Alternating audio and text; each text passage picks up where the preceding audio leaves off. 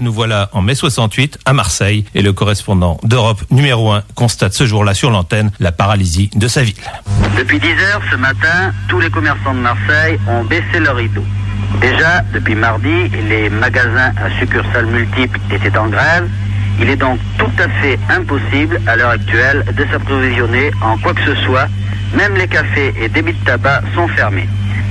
Les transports, c'est toujours nul, sauf pour l'extérieur. Des cars sont mis en service à destination de Lyon et Paris, de Bordeaux et Toulouse.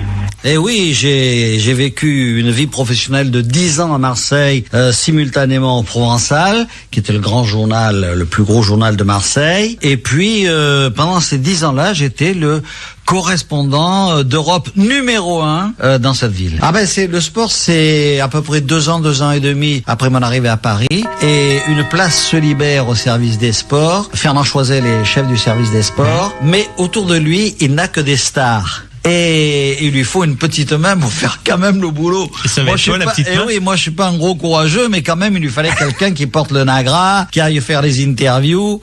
Évidemment, je pouvais pas, Chapat, Coudet, Arjalin, tous ces types-là, ne refusaient pas de porter le nagra, mais tout de même, c'était des stars. En Europe, c'est la première fois dans l'histoire du football français qu'une équipe remporte la Coupe d'Europe des clubs champions. C'est fabuleux. Marseille, heureux. Marseille, euphorique ce soir.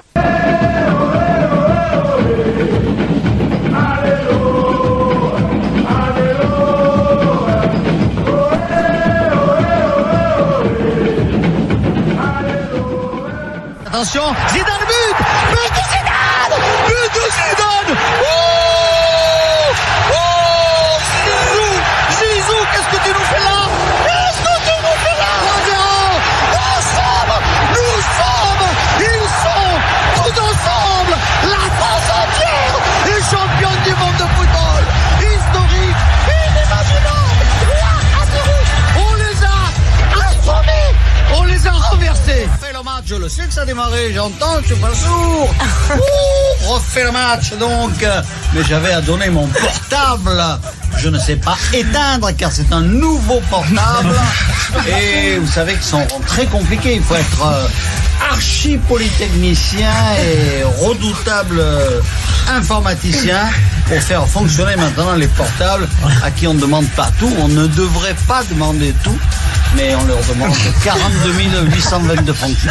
Bien, cette émission a toujours été imitée, jamais égalée. Il y a plein d'émissions, radio, télé, tout ça. On s'en fiche. Non, redevenons sérieux. J'aime beaucoup, mais je pense que mes 3 ou 4 préférés, c'est Jono, bien sûr, mais il y a effectivement Louis-Ferdinand Céline, il y a Patrick Modiano, que j'aime beaucoup, et puis Michel Tournier, qui a un talent exceptionnel. Et Giono, qui comme ses héros provençaux préférait aux gens les choses et les bêtes, Giono n'avait pas peur de la mort. Souvent, Philippe Herrial a entendu dire « La mort, je ne la vois pas, je la sens naturelle, je sais qu'elle est là, elle viendra à son heure et que par conséquent, tout est parfait. » On a toujours dit Giono et pas Giono, c'est-à-dire on a francisé son nom depuis longtemps, depuis sa naissance, depuis son père aussi qui était cordonnier à Manosque, mais là il a cité un très beau texte qui s'appelle Refus d'obéissance, mais il y en a encore plus beau que je recommande à tous ceux qui aiment Giono et qui sont pacifistes, c'est donc Recherche de la pureté. Et là c'est extraordinaire.